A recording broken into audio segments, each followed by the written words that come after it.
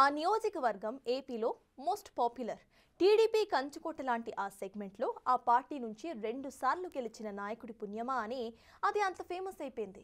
గెలిచాక party మారి తన గొయ్యి తానే తవ్వుకున్న ఆయన ఇప్పుడు మాజీ అయిపోయారు. టీడీపీ అధిష్టానం తమకు ఎదురు తిరిగిన మాజీ ఎమ్మెల్యేలను పాతాళానికి తొక్కేసి ఏరి కోరి తెచ్చుకున్న నేతను అంతలానికి ఎక్కించింది. కొత్త నేతకు పార్టీ పెద్దలు అంతే ప్రాధాన్యత ఇస్తున్నారు. అయితే ఆయన కూడా టీడీపీ నేతలతో వివాదాలు పెట్టుకుంటూ ఉండటం ఇప్పుడు తెలుగు తమ్ముళ్లకు మింగుడు పడటం లేదట.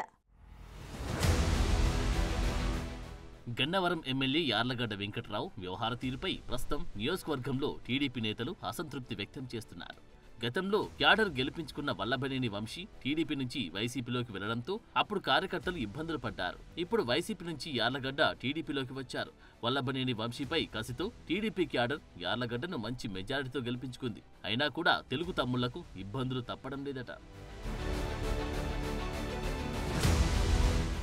వంశీ ఎమ్మెల్యేగా ఉన్న టైంలో వైసీపీ వాళ్ళు లబ్ధి పొందితే ఇప్పుడు యార్లగడ్డ హయాంలో కూడా వైసీపీ నుంచి టీడీపీలోకి వచ్చిన వాళ్ళే లబ్ధి పొందుతున్నారట. దీంతో టీడీపీ కార్యకర్తల పరిస్థితి అయోమయంగా తయారైందంటున్నారు. అప్పుడు అధికారం లేక ఇబ్బందులు పడితే ఇప్పుడు అధికారంలోకి వచ్చినా ఇబ్బందులు తప్పడం లేదని క్యాడర్ వాపోతుంది. తాజాగా యార్లగడ్డ వెంకట్రావు తీరుతో నియోజకవర్గానికి చెందిన పలువురు మండల పార్టీ అధ్యక్షులు అసంతృప్తి, ఆగ్రహం వ్యక్తం చేస్తున్నారు. తాజాగా గన్నవరం మండల టీడీపీ అధ్యక్షుడు జాస్తి వెంకట్రావు తమను యార్లగడ్డ పట్టించుకోవట్లేదని ఏకంగా చంద్రబాబుకు సుదీర్ఘ లేఖ రాయడం నియోజకవర్గ పార్టీలో కలకలం రేపుతోంది.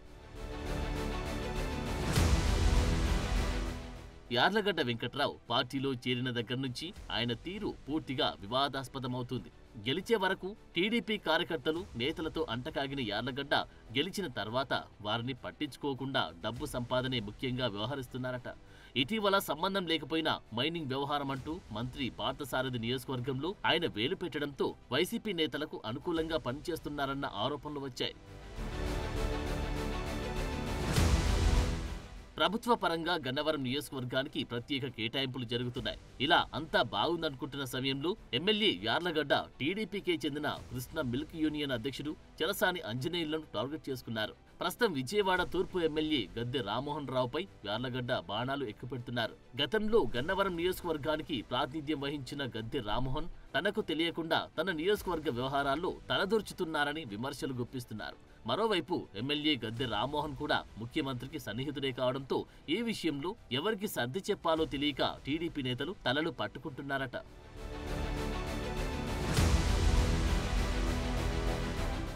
సంక్రాంతి కోడి పందాల విషయంలోనూ యార్లగడ్డ తీరు వివాదాస్పదమైంది.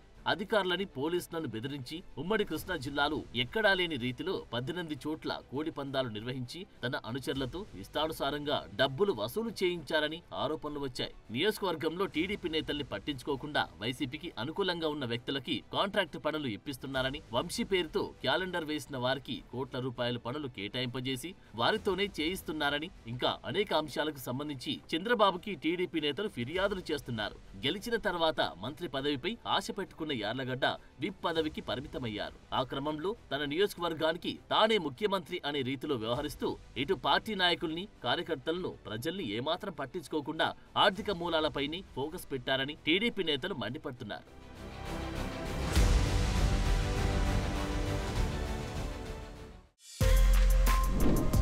For more videos like this, subscribe Big TV channel.